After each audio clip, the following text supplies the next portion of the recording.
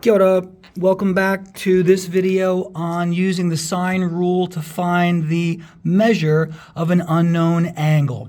So this is the one that was number, which one was that, Bronson? 80. Number 80 from our New Lake book. So one thing we've said is you always want to let the unknown be the numerator of your fraction. So in this case, we've plugged in the info. Sine of angle A over 9 is the sine of 53 over 13. So we want to get the sine of A all by itself. So what that means we're going to do now, we'll undo this dividing by 9 by timesing. So we get the 9 times sine of 53 over 13.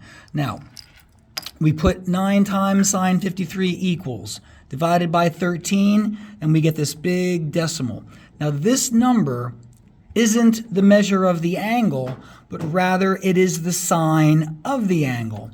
So when we are trying to find the measure of the angle, you're going to take this number and you're going to push shift sine.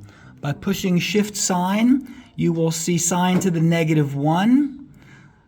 Then push the ANS button, so the inverse sine of that last answer brings us to 33.6 degrees. Okay, that was again from our New Lake book, finding the measure of an unknown angle using the sine rule. Thanks for watching. We'll have more examples coming up. Mauri mahi, mauri ora, ka kite ano.